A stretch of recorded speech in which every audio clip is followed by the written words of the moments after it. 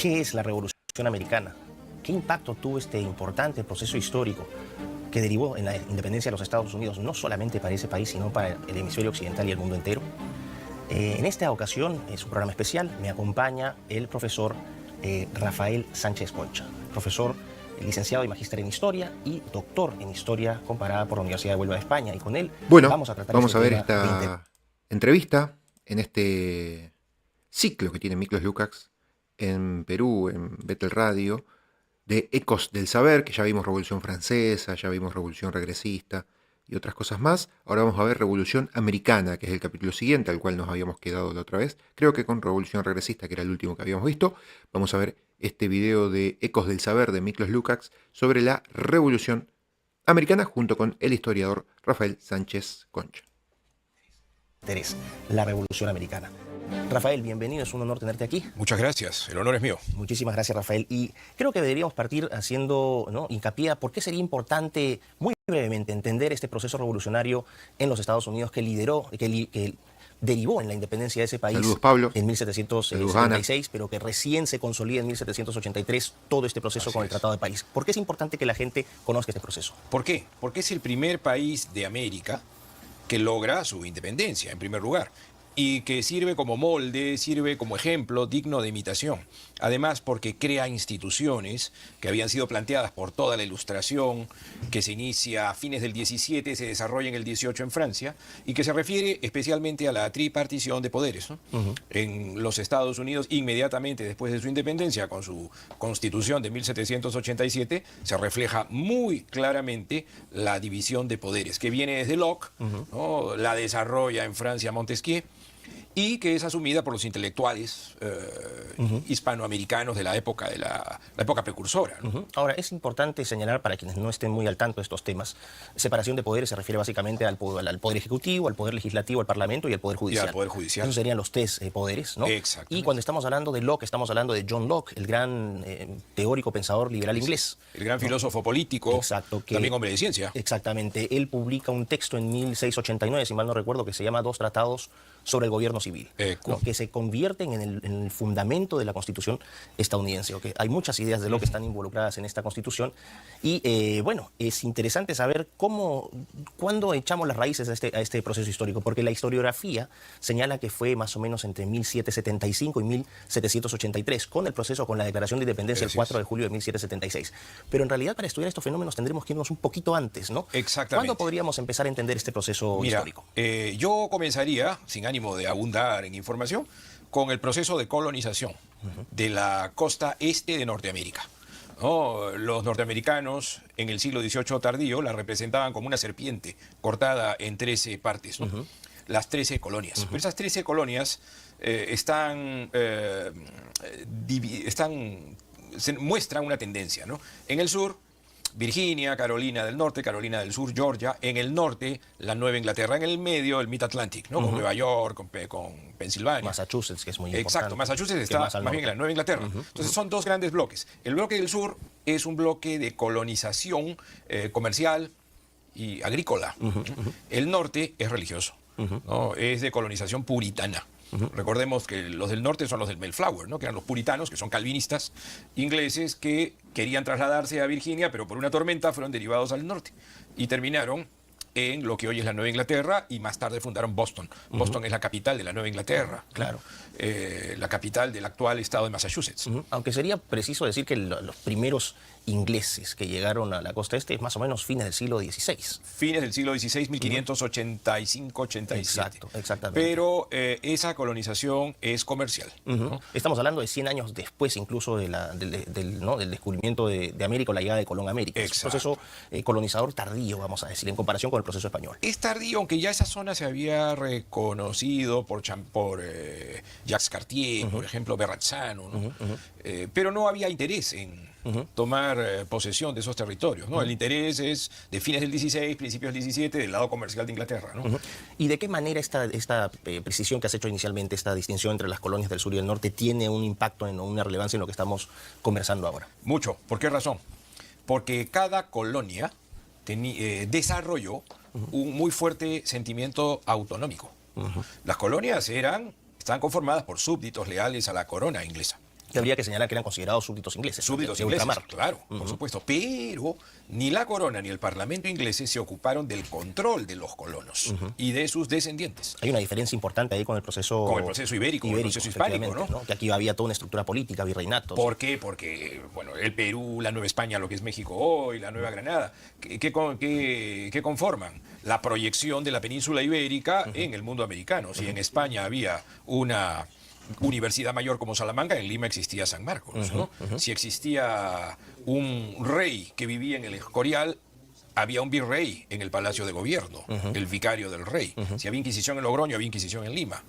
¿No? Si había Real Audiencia, Tribunal Máximo de Justicia, había la Real Chancillería de Valladolid y la Real Chancillería de Granada, en la península ibérica. O sea, todas las instituciones se trasladan al Nuevo Mundo, en el caso ibérico. En el caso inglés no es así. Hubo mucha autonomía en una salida libre, descontrolada, de súbditos de la corona que van a colonizar o el gran bloque virginiano, que es agrícola, que es comercial, o el gran bloque religioso puritano, que es la Nueva Inglaterra, ¿no? Y hay un sentimiento de autonomía en cada una de las colonias. De tal forma que, cuando acaba la Guerra de los 7 años, que estábamos conversando sobre esta contienda mundial, ¿no? Que va de 1756 a 1763, Inglaterra se da cuenta de lo que tiene. Efectivamente. ¿No? Y hay que poner un poco en contexto, esta guerra fue una guerra, en realidad, podríamos decir, la primera gran guerra mundial. Una guerra global. Fue una guerra global, es decir, en Europa obviamente hubo un conflicto entre dos lados, como decíamos, por un lado estaban los ingleses, ¿no? En este caso ya británicos, ¿no? El acto que vino en el 1707, los británicos estaban aliados con los prusianos. Con los prusianos, la casa de Hannover, ¿no? Particularmente. La casa de Hohenzollern. Hohenzollern, efectivamente. ¿No? Y después en el otro lado teníamos a Francia, teníamos a Rusia, a Suecia. Así es, y España. España y España y sus posesiones, ¿no? Que forman parte del imperio español. Y decimos que fue una guerra mundial porque el conflicto no solamente se llevó a cabo en territorio continental europeo, sino que también en Asia. Hubo enfrentamientos en la India, hubo enfrentamientos en las Antillas. En las Antillas. Y también en el Pacífico americano. Incluido el Pacífico americano. Así es, o sea, ¿no? Fue una guerra global. Y también, obviamente, en esta zona que hoy nos ataña, que es en Norteamérica. En Norteamérica, en la costa este. ¿No? La guerra de los 7 años en Norteamérica se conoce como la guerra contra franceses e indios. La guerra de franceses e indios. Entonces, los colonos que se consideraban ingleses, súbditos leales, lucharon contra los enemigos que tenían al oeste. ¿Quiénes eran? Los franceses. Efectivamente. Que los tenían en el norte y en el oeste, que estaban aliados con distintas etnias indígenas. Efectivamente, ¿no? Instalados en Montreal, que era una ciudad importante en ese momento, ¿no? Y que termina con vamos a decir, el fin de un dominio compartido de ese territorio, porque los franceses obviamente tienen que recular, y queda Gran Bretaña como, vamos a decir, gran potencia en esa zona, ¿no? Exactamente. Y tiene que lidiar en este caso con las diferentes tribus indígenas, sobre todo los Iroquois y todas estas tribus. Exacto. Que estaban, efectivamente. Fue un momento de mucha tensión. Habría que decir que los indígenas norteamericanos tenían fe en que la situación con la colonia británica vendría a ser un poco mejor, pero al final terminó siendo una decepción. Absoluta. ¿Por qué se debe qué pasa con Gran Bretaña después de la guerra? Obviamente hay un caos porque había una gran deuda económica por el enorme gasto que había significado esto. ¿Qué importancia tiene el fin de la guerra de los 7 años, la salida de los franceses y Gran Bretaña instalada ahí con esta tremenda deuda por la guerra? Bueno, el fin de la guerra, 1763, hizo ver a los ingleses las potencialidades que tenían en Norteamérica, que no las habían explotado antes. Inglaterra no se ocupaba del control de las colonias, de sus colonias en Norteamérica. El Parlamento tampoco. Pero el Parlamento era, frente a los colonos, la institución más antipática, porque el rey protegía a los colonos, eso sí. ¿No? El Parlamento comenzó a gravar de impuestos a los colonos, justamente como tú dijiste, ¿no? Inglaterra necesitaba dinero después de la guerra de los 7 años en su frente europeo. Claro. Y comienza a gravar de impuestos al té, al azúcar, a las estampillas, ¿no? Al plomo, al cristal, a los productos que no se generaban en Norteamérica, que eran importados desde Inglaterra. Ahora, eran unos impuestos mínimos, pero eran un insulto, ¿no? ¿Por qué? Porque pagaban impuestos y no tenían representación en el Parlamento. Ahí está la desproporción. Es muy interesante esto, efectivamente. Se gatilla en realidad este sentimiento de independencia por este principio, ¿no? Que había ya establecido hace, ¿cuánto? En el siglo XVII, John Selden, ¿no? Este concepto de no taxation without representation. O sea, no hay impuestos sin representación política. Así es. Eran ingleses de ultramar, pero no tenían una presencia en el Parlamento británico, no había representación política. Y ellos sentían que estaban siendo atropellados en sus derechos porque nadie les había consultado si es que había que subirles los impuestos. Y ahí aparece el gran personaje, Benjamin Franklin. Así es. Que justamente enrostra a los ingleses esa injusticia. Pero no quedó allí la situación. Porque después de la guerra de los 7 años, además de los impuestos que resultaron odiosos para los colonos y sus descendientes, vino un problema. Los ingleses comenzaron a enviar tropas británicas, tropas inglesas a Norteamérica. Claro. Lo que ellos consideraron una invasión. Claro. Porque la guerra de los 7 años en Norteamérica, la guerra contra franceses e indios, la libraron los colonos, no tropas, de apoyo inglés. Exacto. Hubo uno que otro oficial. Tengo entendido que había un destacamento muy pequeño de 4.000 soldados del ejército británico estacionado hasta ese periodo, o sea, principalmente para contener la ofensiva de los Sí, franceses. pero fue mínimo. Entonces, ahora llegaban tropas, se levantaron cuarteles, hubo control, eso lo consideraron una invasión. Es más, se les obligó a albergar a los soldados en sus casas. Exacto, hay un acta por decreto. Así es. Por decreto parlamentario desde Inglaterra. Y eso trae una consecuencia horrible, ¿no? Exactamente. La masacre de Boston. Que es lo primero de que voy a- 1770. ¿no? La masacre de Boston de 1770, es decir, vamos viendo entonces, para hacer un breve repaso, termina la guerra de los 7 años, aumentan los impuestos, los colonos se sienten ofuscados porque los están taxando sin representación política. Hay una serie de decretos legales que emite el Parlamento británico que son un insulto para los colonos, y el primer gran proceso violento es justamente la masacre de Boston de 1770, que en realidad fue una masacre entre comillas, porque creo que mataron a 5 personas. Hubo muertos, hubo heridos en Boston. Fue un suceso de unos ciudadanos de Boston que comenzaron a insultar a un grupo de soldados. Los soldados perdieron la paciencia y les dispararon, ¿no? Y hubo muertos. Ahora, curiosamente, quien defendió en el juicio a los soldados fue uno de los padres de la patria estadounidense, ¿no? John Adams. ¿no? Los libró prácticamente de la sanción. Pero también hay otro suceso interesante. Y si me permites, la fiesta del té de Boston. Ahí vamos a ir, Rafael, si me permites brevemente, porque tenemos que irnos a una pausa. Y quiero invitarlos a todos ustedes a hacer sus preguntas al WhatsApp 947-246-542, también al 613-1701 o al 613-1709. Ya volvemos a una pausa aquí con Ecos del Saber. Bueno, y retornamos aquí con Ecos del Saber en este programa muy, muy interesante con Rafael Sánchez Concha. Un honor tenerlo aquí con nosotros. Y este jueves 30 de mayo, en la emisión de este programa, les recuerdo que envíen sus preguntas u opiniones al WhatsApp al 947-246-545, o también pueden llamar al 613-1701 o 613-1709. Y ya saben, estamos aquí en Betel, al 100.1 FM del dial, porque Betel te acompaña. Y estábamos, Rafael, nos quedamos en 1773, ¿no? Después de haber evaluado esta primera parte, un repaso de los orígenes de la Revolución Americana. Todavía estamos tocando un poco los inicios, pero llegamos a este proceso de 1773, el Boston Tea Party. ¿Qué significa eso? Bueno, el Boston Tea Party es un acto terrorista, ¿no? Que fue muy divertido, además. Bueno, no hubo muertos, generó mucha hilaridad. Surge esto porque a la British East India Company, a la Compañía de Indias Orientales británica, le habían dado el monopolio para comerciar el té en las colonias, ¿no? Y con el impuesto. Y con el impuesto. Venía con impuesto. Era un té proscrito, ¿no? Claro, o sea, básicamente al único que le puedes comprarte es a este proveedor y con impuesto. Y con impuesto, eso era un insulto. Eso era un insulto. Samuel Adams, primo de John Adams, él vestido él con su grupo subversivo, disfrazado, vestido como Pieles Rojas, se subieron a las embarcaciones hurtas en el puerto de Boston, cogieron las cajas de té y las tiraron al mar. Ahora, esto generó mucha gracia. Y mucha pérdida para la corona también, porque fueron como 9.000 y tantas libras, que ahora es un cargamento caro. ¿Qué pasó? El Parlamento inglés en el acto cerró el puerto de Boston. Y el puerto de Boston es un puerto importantísimo. Si nosotros vamos al Museo Peabody, que queda cerca de Boston, en Salem, ¿no? O Salem, ¿no? La ciudad recordada por las brujas, ¿no? Procesadas en 1692. En Salem hay algo muy interesante. Hay un museo, el Museo Peabody, que contiene justamente todos los artefactos, artículos, obras de arte que se traían desde el puerto de Boston y que venían desde el extremo oriente. Entonces se cierra el puerto de Boston y la Cámara de los Burgueses, que es el Parlamento de los Virginianos, acusó públicamente esto como un atropello de libertad. Y allí comenzó el proceso de independencia, ya abierto. Por ejemplo, se convocó en 1774 al primer Congreso Continental en Filadelfia. ¿Qué personajes son los que en este momento que la gente puede relacionar con la firma de la independencia? ¿O quiénes estaban ahí? ¿Quiénes estaban? Pues el gran pacifista, el gran componedor entre sujetos conflictivos que fue Benjamin Franklin. Un personaje muy simpático. Los hermanos Adams. John Adams, James Madison.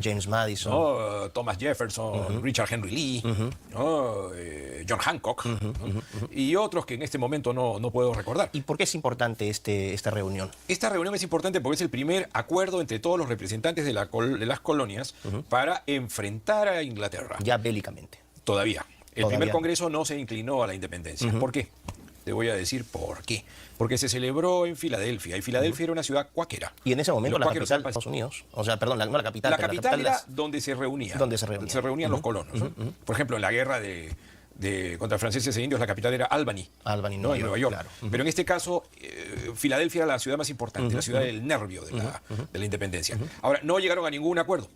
Se convocó al año siguiente a otro, en 1775, al segundo Congreso Continental, y en ese Congreso Continental se inclinaron a la independencia.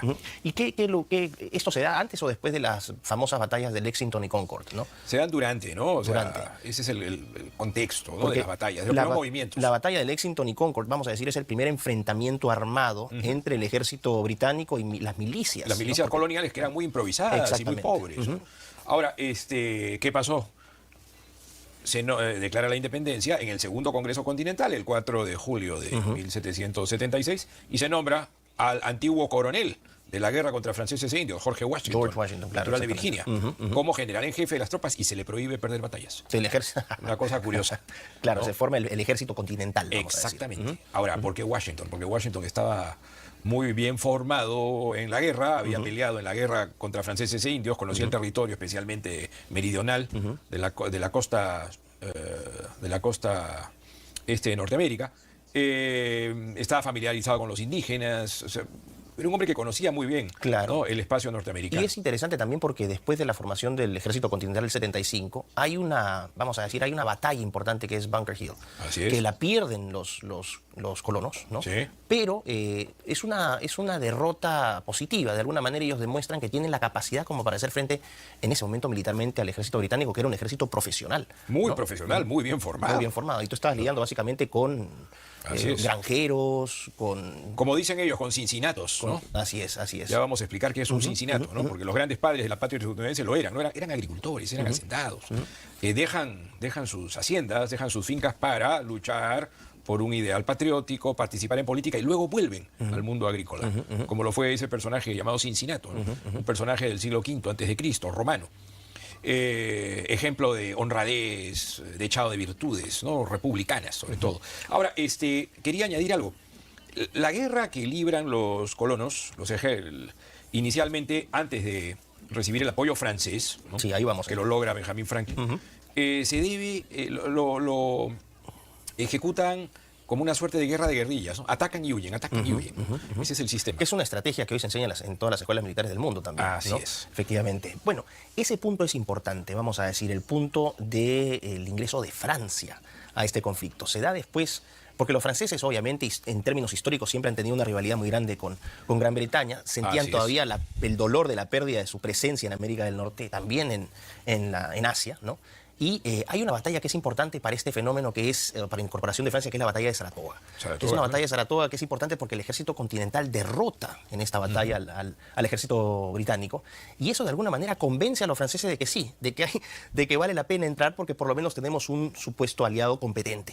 ¿Cómo se da este proceso? Y también había intereses de Francia por reincorporarse en el mundo americano. Por supuesto, ¿no? Pero ¿cómo ves este ingreso de Francia a la guerra? Bueno, en primer lugar, el ingreso de Francia a la guerra es por la competencia con Inglaterra. Efectivamente. ¿No? Pero Francia entra en un momento en el que su economía estaba en un terrible declive. Así ¿no? es. Recordemos que la Revolución Francesa casi está ya en tiempos de Luis XV, no en Luis XVI, en la época de Luis XVI. 1789 es la Revolución Francesa, aquí estamos hablando una década, 12 años antes. O sea, antes de Luis XVI, en tiempos de su abuelo, Luis XV, no, Francia estaba en bancarrota prácticamente. Efectivamente. Y a pesar de la bancarrota apoyó con soldados, con oficiales, con armamento. Ahora, ¿quién logra ese apoyo? Benjamin Franklin, porque había estado en Francia, ¿no? Había hecho un viaje previo, había conocido a Voltaire, estuvo el día en el que la Academia de Ciencias de París le colocó a Voltaire los laureles en su cabeza. Tenía muchos contactos en Francia. ¿A través de qué? De la cultura de la ilustración, ¿no? Porque Benjamin Franklin era un ilustrado y conocía a varios ilustrados, entre ellos a Voltaire, ¿no? Perfecto. En la corte lo respetaban muchísimo. Luis XVI se sintió fascinado con Benjamin Franklin porque él apeló a algo muy curioso, a la idea del buen salvaje, el buen salvaje americano, ¿no? Que él no era, él era un occidental, pero él aparentaba ser un buen salvaje y eso fascinaba en los corrillos ilustrados franceses, ¿no? Claro. Y cayó muy bien. Efectivamente. Y bueno, de ahí vamos a entrar a las campañas también, las campañas del sur, ¿no? Que también son importantes. Y llegamos ya al cierre de este proceso, ya para entrar después al último bloque a ver cuáles son las consecuencias de todo esto y por qué es importante entender este proceso. Claro. En Yorktown, 1781. 81, ¿Qué así. pasa en Yorktown en 1781? Bueno, es el equivalente a nuestra batalla de Ayacucho, ¿no? Efectivamente. La batalla de Yorktown es una batalla final, decisiva. Es la batalla que marca el final del proceso independentista. No de la independencia, sino del proceso de guerra. Es una batalla en la que participa Jorge Washington, el Marqués de Lafayette, Rochambeau, de Grasse, ¿no? Y vencen al general en jefe de las tropas británicas, el general Cornwallis, ¿no? Entonces, allí termina la guerra, 1781. No obstante, Inglaterra reconoce con posterioridad la independencia en 1783. Así es. En un tratado en Versalles. No hay varios tratados de Versalles. Recién, pero, ¿qué pasa en 1783? ¿Existen los Estados Unidos como un país? No. Existen 13 estados, 13 excolonias. Pero esos 13 estados son libres el uno del otro. Son 13 estados reunidos en torno de un congreso común en Nueva York. Claro, es importante, es muy importante lo que dices, porque aquí no existe todavía los Estados Unidos. Todavía no existen. Son 13 estados reunidos, independientes. Recién los Estados Unidos existen a partir de la Constitución de 1787. ¿Qué es lo que observa esta Carta Magna? En principio, los Estados Unidos ahora conformarán un país unitario, pero respetando las antiguas autonomías de las colonias. Es decir, se respeta el sistema federativo o federalista o federal. Hay un Estado, ¿no? Un Estado territorial único, unitario, pero respetando las leyes privadas de cada Estado, siempre y cuando esas leyes pues, no contradigan a la ley general, ¿no? A la Constitución. Esas son las reglas. Y es interesante también porque si uno observa el mapa y ve las 13 colonias originales y la compara con el territorio estadounidense actual, va a haber un cambio enorme, ¿no? ¿En qué se convierte Estados Unidos después de estas 13 colonias que se van expandiendo hacia oeste, ¿no? En los conflictos también con España. Lógico, es que hay algo interesante, ¿no? En las colonias del norte, en la Nueva Inglaterra, lo que es Massachusetts, Rhode Island, Connecticut, ¿no? Vermont, Maine, estas colonias eran colonias puritanas. Y si eran puritanas, eran calvinistas. Y los calvinistas emplean mucho el concepto de predestinación, ¿no? Que es un providencialismo protestante. Entonces, esa cultura de la predestinación contagia a todos los estados del nuevo país. Los contagia de la siguiente forma, de una forma metodológica, no con un contenido religioso, sino con la metodología, ¿no? En 1846, cuando se libra la guerra entre los Estados Unidos y México, que hay una primera guerra con México, ¿no? Hubo un periodista llamado John O'Sullivan, que escribió un artículo que se tituló El Destino Manifiesto. ¿Qué cosa es el Destino Manifiesto? Estamos destinados por Dios para cubrir el continente de mar a mar. Es una predestinación, una forma de providencialismo calvinista que pasa a la política. Pero una vez que se cubre todo el continente, que van pues desde Baltimore hasta California, claro, Baltimore, la costa este y así es, hasta la costa oeste, ¿no? Hasta California. Bueno, ¿qué es lo que sucede? El Destino Manifiesto no se detiene, el Destino Manifiesto continúa, con una suerte de aparente colonialismo, que es la presencia de los Estados Unidos en las Filipinas, en Panamá, en Cuba. Recordemos que derrotan a los españoles, ¿no? Creo que esa guerra tuvo lugar en 1898. ¿No? Exactamente. La guerra entre España y los Estados Unidos. Y Estados Unidos, y bueno, y España pierde presencia en Filipinas y pierde presencia en Cuba también. Cuba, así es, exactamente. No, eso es parte del Destino Manifiesto. Pero que tiene sus orígenes en la época denominada por los norteamericanos colonial, a través del puritanismo, que es calvinista. Perfecto, Rafael. Bueno, vamos a entrar a una nueva pausa. Ya saben, pueden hacer sus preguntas al WhatsApp 947-246-545 o llamando al 613-1701, 613-1709 y vamos a una pausa y ya regresamos con Ecos del Saber. Bueno, y estamos ya en el tercer bloque de Ecos del Saber en este programa sobre la Revolución Americana, el jueves 30 de mayo. Y estamos con Rafael Sánchez Concha. Hemos hecho una presentación básicamente muy sucinta de la Revolución Americana en los dos primeros bloques. Y ahora vamos a ir, Rafael, a entender por qué la gente se ha pasado media hora escuchándonos y por qué es importante este proceso para ellos. ¿Qué lecciones se pueden sacar que nos permitan entender cosas que están pasando hoy o instituciones o prácticas que han quedado, vamos a decir, grabadas y que aún se replican? ¿Por qué es importante el proceso revolucionario en Norteamérica, especialmente el proceso americano? ¿Qué impactos tuvo que son importantes para nosotros? En principio, porque la independencia de los Estados Unidos es un gran episodio histórico que sirve como ejemplo para la Revolución Francesa. El común de la gente cree que la Revolución Francesa es anterior, ¿no? Exacto. Porque hay un imperialismo histórico europeo creyendo que todo viene de Europa, no es así.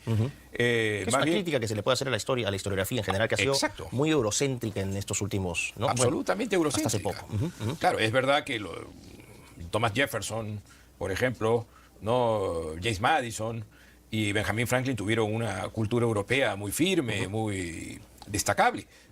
Pero sus hechos que se ven en la independencia influyen en la Revolución Francesa de 1789. O sea, entonces el primer gran impacto es que la Revolución Americana sirve como plantilla, estímulo, ejemplo para, no vamos a decir por sí sola gatillar el proceso revolucionario francés, pero sí es una fuente de inspiración. Claro, es una fuente de inspiración, es un factor, ¿no?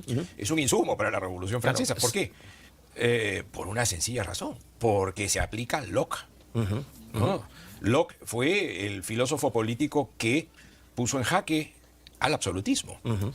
Las ideas de Locke fueron empleadas por los políticos ingleses durante la Revolución Gloriosa para marcar justamente su espacio frente al absolutismo monárquico de la Casa de los Estuardo, a Jacobo, por ejemplo, a Jacobo II, ¿no? Si damos un poco de contexto para la gente que nos está escuchando, 1688 es un año importante para la historia inglesa en este caso, ¿no? Es su revolución, es la revolución inglesa. Es el fin de los Estuardo, ¿no? Así es. Y el rey, vamos a decir, la coronación de Guillermo III. Guillermo y María. De Orange, ¿no? William and Mary. Que de hecho hay un colegio, una claro, la universidad en Estados Unidos. 1693, donde estudió Thomas Jefferson. Y a partir de este proceso es donde surge este nombre de John Locke. La gente va a conocer a John Locke porque es importante, porque John Locke, la obra de John Locke, la filosofía política de John Locke, está plasmada en la Constitución de los Estados Unidos. ¿Por qué? Porque Locke plantea la división de poderes. Lo que decíamos al inicio. El poder ejecutivo, el poder legislativo y el poder federativo. O el federativo. Pero el federativo no se refiere aquí a una federación, se refiere al poder diplomático, ¿no?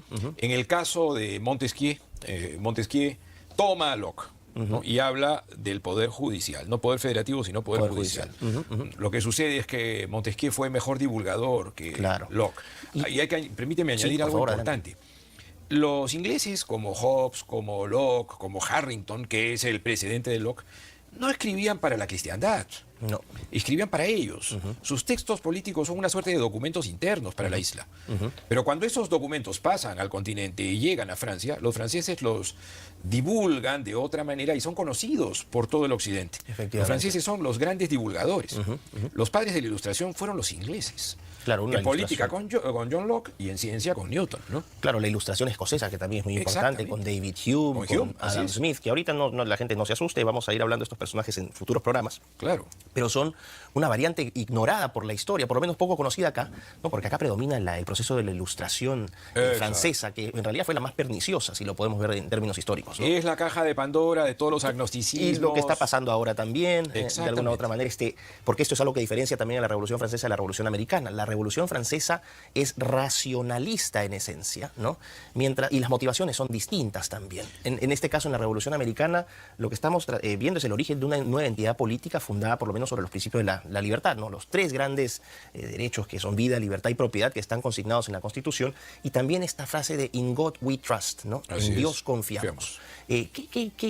¿Cómo ves tú esta incorporación de Dios en la Constitución de los Estados Unidos? ¿Por qué era tan importante? Bueno, porque en principio eran creyentes. Los padres de la patria pudieron haber sido liberales a lo Locke, pero eran creyentes. Y te pones a pensar, para poner un poco de actualidad, ¿qué pasa con el gobierno, por ejemplo, de Biden? Este ataque al cristianismo es poco menos también desconocer los orígenes o ignorar los orígenes de su propia constitución. Los orígenes de su propia nación. Es decir, el gobierno progresista de los Estados Unidos hoy en realidad es un gobierno que atenta contra sus propias... contra sus principios. Contra sus principios. Así, ¿no?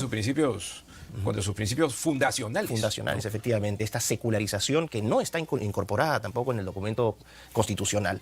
Entonces ahí podemos ver. Es que hay algo en los Estados Unidos muy curioso, ¿no?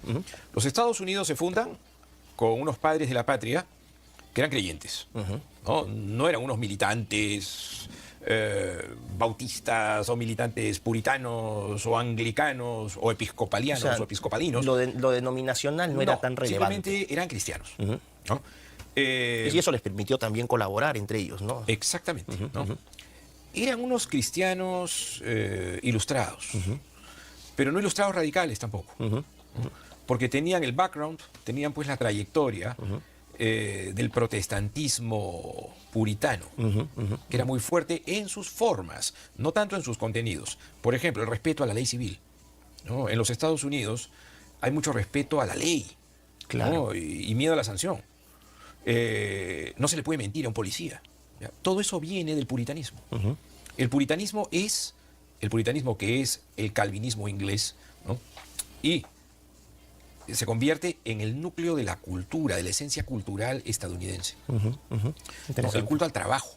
Claro, ¿no? la ética protestante. La ética protestante. Con Max Weber, ¿no? Exactamente. También, efectivamente. Ahora, esa es una parte importante y hemos dado un poco de contexto viendo qué importante es este origen comparando con la política actual, con ¿no? lo que está ocurriendo en los Estados Unidos actualmente, que increíblemente atentan contra sus propias raíces históricas. Para el caso nuestro, ¿por qué fue importante el proceso de independencia de los Estados Unidos para Hispanoamérica? Vamos a decir? ¿Por qué? Porque los políticos que escriben a favor de la independencia, que luchan por la independencia a través de las ideas, se nutren de las ideas de los padres de la patria estadounidense. Por ejemplo, de Jefferson. ¿No? Siguieron muy bien la trayectoria biográfica de Washington. Leyeron a Benjamin Franklin. Leyeron la Constitución de los Estados Unidos. Bolívar dice que se inspiró mucho Totalmente. En el legado de Washington. ¿no? Y además, por ejemplo, José Faustino Sánchez Carrión vivía fascinado con Washington. Habla de Mr. Washington en sus cartas. ¿no? Y hubo un político poco trabajado, poco conocido en la historiografía nacional, que fue Manuel Pérez de Tudela. Manuel Pérez de Tudela vivía pendiente de lo que sucedía en los Estados Unidos y había seguido muy bien el proceso de independencia. Claro. Y por otro lado, todos estos lectores de lo que sucedía y de lo que había sucedido en los Estados Unidos para lograr su independencia seguían a un autor, Jedediah Morse, que había sido traducido al castellano. Ahora, este proceso revolucionario americano, que inspiró a su vez al proceso revolucionario francés, llega rápidamente también, de alguna manera se podría decir por qué también el proceso de independencia se inicia en el Atlántico de América, llega a Venezuela, llega a la Argentina, ¿no? Bueno, al virreinato de La Plata. Virreinato de Granada, Virreinato de La Plata, y de ahí se inician los procesos de independencia. ¿Qué diferencias ves tú entre la Revolución Americana y la Revolución Francesa? Por ejemplo, yo podría decir que la Revolución Francesa fue dentro de un territorio, mientras que la americana ocupó se enfrentó a dos territorios. Es que la Revolución americana, y americana porque el término el gentilicio americano y el topónimo América, los estadounidenses lo supieron monopolizar desde muy temprano, ¿no? No es exactamente una revolución como las que estamos acostumbrados a entender, Revolución Francesa, Revolución Rusa.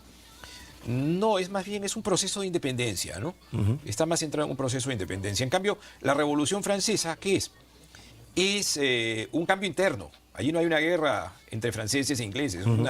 Es un cambio interno, un cambio brusco, un cambio violento contra el absolutismo de la Casa de Borbón, contra el absolutismo de Luis XVI. Es que lo que había sucedido en Francia era lo siguiente, ¿no? En Francia se había dado una crisis económica terrible, en primer lugar, en tiempos de Luis XV. Y por otro lado, en Francia había crecido muchísimo la burguesía, ¿no? Había crecido muchísimo una clase media pensante, pero restringida en sus derechos por el sistema absolutista. Por lo tanto, los Estados Generales de 1789 fueron la ocasión para que ese sector, el llamado tercer estado, que la gente cree que es el pueblo llano, el pueblo pobre, no es eso, es la burguesía, son los representantes de las ciudades, ¿no? Hiciese ejercer sus derechos. Y como los Estados Generales fracasaron, ellos convocaron a su propia asamblea, fundaron la Asamblea Nacional. Claro, y ahí entramos. Y allí declararon los famosos derechos del hombre y del ciudadano, que es puro Locke, ¿no? Es el pensamiento de Locke, claro. Y en el caso de la Revolución Americana, si lo podemos mencionar brevemente, un activista muy importante fue Thomas Paine. Sobre todo para motivar a las tropas, ¿no? Al ejército continental, a las milicias, para dar batalla por la libertad. Y, bueno, uno de los padres del liberalismo. Uno de los padres del liberalismo que también entra en pugna con el padre del conservadurismo moderno, que es Edmund Burke, ¿no? Así es. Y aquí, bueno, también vemos el impacto, el eco de este proceso revolucionario americano con el inicio de la Revolución Francesa y estas dos posiciones, la génesis del liberalismo político francés, la génesis del conservadurismo moderno. Que es el punto de partida del espíritu contrarrevolucionario. Así es, así que ahí también pueden ver que hay un impacto importante en este proceso histórico. Finalmente, Rafael, ¿por qué se asocia tanto la Revolución Americana con el concepto de libertad? No solamente vamos a hablar desde la filosofía política, sino desde el sentimiento popular. ¿Por qué se asocia tanto Revolución Americana a libertad? Bueno, porque es la libertad personal, la libertad individual, ¿no? Es una libertad ganada frente a la corona inglesa, ¿no? Una libertad con ilusión para construir un nuevo país. Por ese lado va. Ahora, hay que advertir que es una libertad para los occidentales.